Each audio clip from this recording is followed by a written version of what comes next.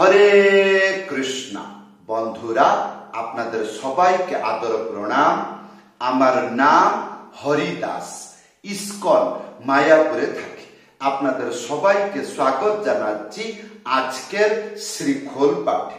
তাহলে বন্ধু, আজকে আমরা শ্রীখোল পাঠে কি শিখব? গুরুদেবের আরতি কীর্তনের বাজনা আজকে শিখব। শ্রী গুরু চরণ পদ্ম কেবল ভকতি সদ্ম বন্দ মুই সাবধান মতে। এই গুরুদেবের আরতি কীর্তনের সম্পূর্ণ বাজনা আজকের ভিডিওতে আমরা শিখব। ভিডিওটি শেষ পর্যন্ত ভালো করে দেখবেন। যখন আমি মন্ত্রগুলো আপনাদেরকে শিক্ষা দিব, যেই মন্ত্রের যে শব্দগুলো কেমন করে মৃদঙ্গে উচ্চারণ হচ্ছে, এইগুলো ভালো করে দেখবেন। এই দিকে না এই দিকে, না দুই হাতে না উড়িয়ে না চেপে কেমন করে বাজবে প্রত্যেকটি শব্দ, এগুলো ভালো করে দেখবেন। ভুলে যাবেন না, কৃপা করে চ্যানেলটি সাবস্ক্রাইব করে দেবেন। তাহলে বন্ধু, প্রথমে আমরা শিখব এই গানের সম্পূর্ণ মন্ত্র। তারপরে এই গুরুদেবের আরতি কীর্তন সম্পূর্ণ গাইব। যে মন্ত্রগুলো আপনাদেরকে শিক্ষা দেব, সেই মন্ত্রগুলো বাজিয়ে সম্পূর্ণ আরতি কীর্তন গাইয়ে আপনাদেরকে শিক্ষা দেব। আশা করব ভিডিওটি লাইক করে দেবেন। আজকের তাল কাহারবা ভজন তাল। মন্ত্রটি লেখা আসছে। এই মন্ত্র কীর্তন শুরু হলো, তার মানে গুরুদেবের আরতি কীর্তন আরম্ভ হলো। এই মন্ত্রটি বাজাবেন। 4টি লাইন। প্রথম লাইন খি খিতি ধা, দ্বিতীয় লাইন ধি ধা ধি ধা, তৃতীয় লাইন ধেই ধেই, চতুর্থ লাইন তা তিটি তিটি তা। আসুন প্রথম লাইন, প্রথম স্টেপ ভালো করে দেখবেন। এই শব্দগুলো মৃদঙ্গে কেমন করে উচ্চারণ হচ্ছে। প্রথম লাইন, প্রথম স্টেপ খি খিতি ধা। খি, ইয়ার পরে খি, 3টে আঙ্গুলি মাঝখানে চেপে বাজাবেন। তাহলে খি খি তি, ইয়ার পরে হবে ধা, একটা আঙ্গুলি মাঝখানে উড়িয়ে ধা, একসাথে বাজাবেন। হলো। তাহলে খি খিতি ধা হলো। ইয়ার পরে 2 নম্বর লাইন ধি ধা ধি ধা, 3টে আঙ্গুলি মাঝখানে চেপে ধা, একসাথে বাজাবেন। ধি, ইয়ার পরে একটা আঙ্গুলি মাঝখানে উড়িয়ে ধা, একসাথে বাজাবেন। তাহলে ধি ধা ধি ধা হলো। তাহলে আমরা কতটুকু শিখলাম? ধি ধি ধা ধি ধা ধি ধা হলো। ইয়ার পরে আমরা শিখবো 3 নম্বর লাইন ধেই ধেই। এই 4টি আঙ্গুলি এইরকম চেপে বাজাবেন, তার সাথে ধা, একসাথে বাজাবেন। ধেই ধেই। ইয়ার পরে তা তিটি তিটি তা, তা তিটি তিটি তা। তাহলে একটা আঙ্গুলি মাঝখানে উড়িয়ে তা, ইয়ার পরে একটা আঙ্গুলি, তারপরে 3টে আঙ্গুলি মাঝখানে চেপে বাজাবেন। তাহলে তা তি টি তি টি তা হলো। এইবার আসুন সম্পূর্ণ মন্ত্র বাজিয়ে দেখাচ্ছি। খি খিতি ধা ধি ধা ধি ধা ধেই ধেই টিটি টিটি। এই মন্ত্র যখন গানেতে বাজবে, শুনতে কেমন লাগবে?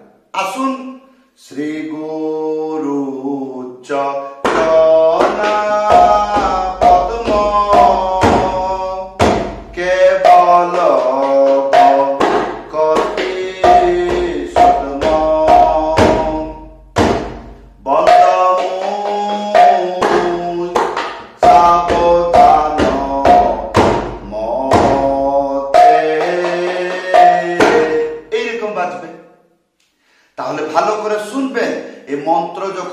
বাজছে শুনতে কেমন লাগে। হ্যাঁ, তাহলে এই মন্ত্রটি সম্পূর্ণ ভজনে বাজাইতে পারবেন।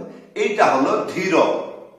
যখন এই মন্ত্র বাজাবেন ত্যাহি লাগবে, ত্যাহি লেখা আসছে তিনা খেতি ধা, তিনা খেতি ধা, তিনা খেতি।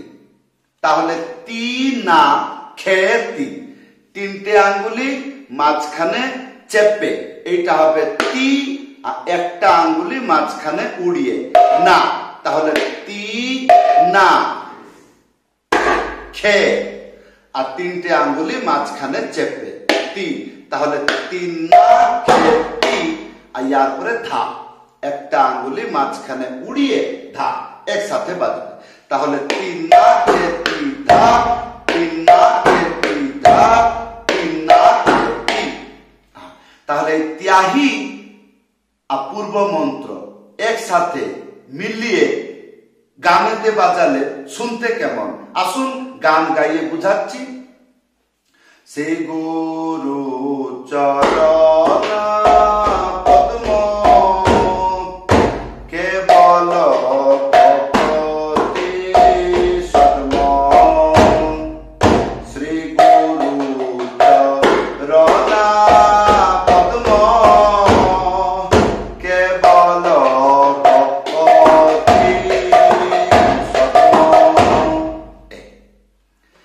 তাহলে বন্ধু এইবার ধ্যান পূর্বক শুনুন।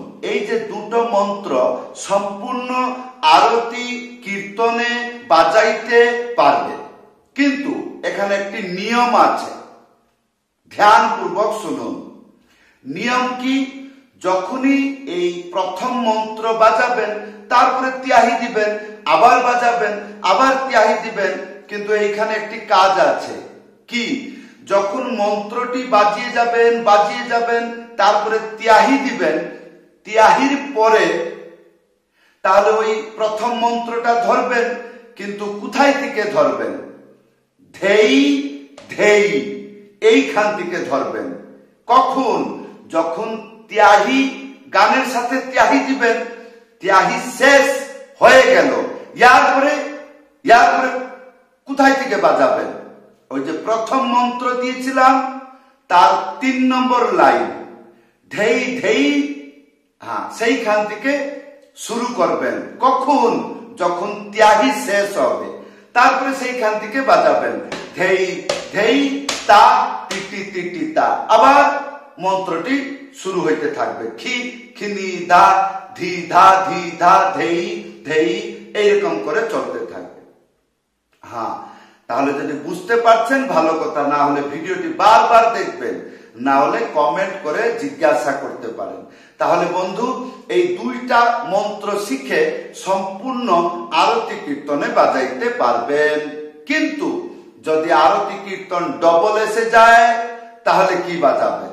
আসুন, মন্ত্রটি লেখা আসছে, এইটা হলো পিকক। যখন ডবলতে আসবেন তার আগে পিকক বাজাইতে হবে। সেটা কি? এক টাক এক টাক এক তাতা তাতা। এক মানে খালি, বাজবে না। তাহলে একটা আঙ্গুলি মাঝখানে উড়িয়ে খাপ, একসাথে বাজবে। তাহলে এক টাক এক টাক এক, ইয়ার পরে আর ইয়ার পরে বাজাবেন ডবল, ডবল তালের মন্ত্র আসছে। হ্যাঁ, ঢিকি নানা তিগি ধানা, ঢিকি নানা, এইটা কেমন করে বাজাবেন? এই যে ধি আর গি, এইটা এইরকম করে আটকে রাখবেন, বাজাবেন না, খালি রাখবেন। তাহলে ধি গি ধি গি ধি গি, আর না হলে ধি গি, এইটা রাখবেন, এইরকম করে বাজাবেন না। ধি গি ধি গি, এইরকম, না হলে ধি গি ধি গি, এইরকম। এই হলো ধিকি। ইয়ার পরে না না, একটা আঙ্গুলি মাঝখানে উড়িয়ে না, এইটা হলো প্রথম না। দ্বিতীয় না, একটা আঙ্গুলি মাঝখানে উড়িয়ে থাক, একসাথে বাজবে। হ্যাঁ, তাহলে না হলো, তাহলে ধিকি না না, আর ইয়ার পরে তিকি ধানা, তিনটে আঙ্গুলি মাঝখানে চেপে, তি, ইয়ার পরে যে গি হবে এইরকম, এই তিনটে আঙ্গুলি এইরকম যেমন ভাবে দেখছেন এইরকম বাজাবে, তি গি, ইয়ার পরে ধানা, একটা আঙ্গুলি মাঝখানে উড়িয়ে ধা একসাথে বাজবে, ধা না হলো। তাহলে তি গি না না, তি গি না না হলো। এইবার এই যে পিকআপ আর এই ডবল একসাথে গানেতে বাজালে শুনতে কেমন লাগে আসুন। টিকি নানা টিকি দানা, টিকি নানা টিকি দানা, টিকি নানা টিকি দানা, টিকি নানা টিকি দানা, এক এক এক, টিকি নানা টিকি দানা, টিকি নানা টিকি দানা।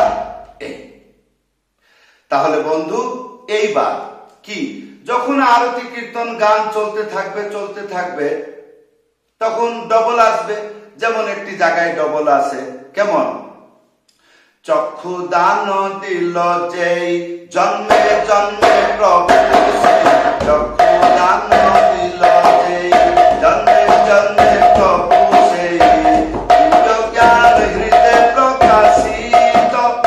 এইরকম গানের যেখানে ডবল আসবে সেখানে এটা বাজাবেন। আগে মন্ত্র শিখে যান, তারপরে বুঝতে পারবেন গানের সাথে এটা কিরকম বাজাইতে হয়। যদি অসুবিধা হয় তাহলে ভিডিওতে কমেন্ট করে জিজ্ঞাসা করতে পারেন কি অসুবিধা হচ্ছে। তাহলে বন্ধু আর কি বাজনা হয় এইগুলো তো আমরা শিখলাম। ইয়ার পরে আখর তাল বাজনা হয়। যদি এই আখর তাল কোন কোন জায়গাতে গুরু দেবের আরতি কীর্তনে বাজে যদি শিখতে ইচ্ছা হয় তাহলে ভিডিওতে কমেন্ট করে জানাবেন। কিন্তু এইটুকু বাজনা শিখলে সম্পূর্ণ আরতি কীর্তনে বাজাইতে পারবেন। হ্যাঁ, তাহলে বন্ধু এই ছিল আজকের শিক্ষা। তাহলে আসুন প্রথমবার গাইয়ে একবার বাজিয়ে দেখাচ্ছি। যেমন শ্রী গুরু চরণ পদ্ম কেবল গোপতি সদ্ম, শ্রী গুরু চরণ পদ্ম কেবল গোপতি সদ্ম, বন্দমূল সাবধান মতে, বন্দমূল সাবধান মতে, যাহার সাদে ভাই এ ভবত রিয়া যায়, যাহার সাদে ভাই এ ভবত রিয়া যায়, কৃষ্ণ প্রাপ্তি হইতে,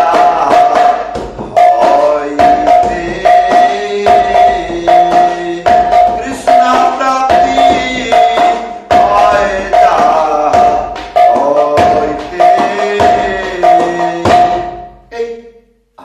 তা আমি আপনাকে বুঝানোর জন্য ডবলটা বাজিয়ে দেখাইলাম। আর যদি কেউ গান গায় এই জায়গায় যদি সে তার ডবল চাইবে না তো আপনি ধীরে বাজিয়ে যাবেন। হ্যাঁ, যে গান গাচ্ছে ওর যখন ইচ্ছা হবে ডবল বাজাইতে আপনি তখন তার গানেতে ডবল বাজাবেন, এইটুকু বুঝতে হবে। তো বন্ধু এই ছিল আজকের শিক্ষা। কেমন লাগলো আশা করব ভিডিওতে কমেন্ট করে জানাবেন। যদি আপনি প্রথমবার মৃদঙ্গ শিক্ষা শিখছেন, আই লভ মৃদঙ্গ ইউটিউবে সার্চ করবেন, আই লভ মৃদঙ্গ। অত্যন্ত সহজ সরল শিক্ষা। যারা প্রথমবার মানে নূতন অবস্থায় শিখতে চায়, প্রথম দিন কি শিখবো, যারা এইরকম ভাবে চিন্তায় আছে, মানে আজকে কি শিখবো, আজকে আমার প্রথম দিন, কালকে কি শিখবো, তারপর দিন কি শিখবো।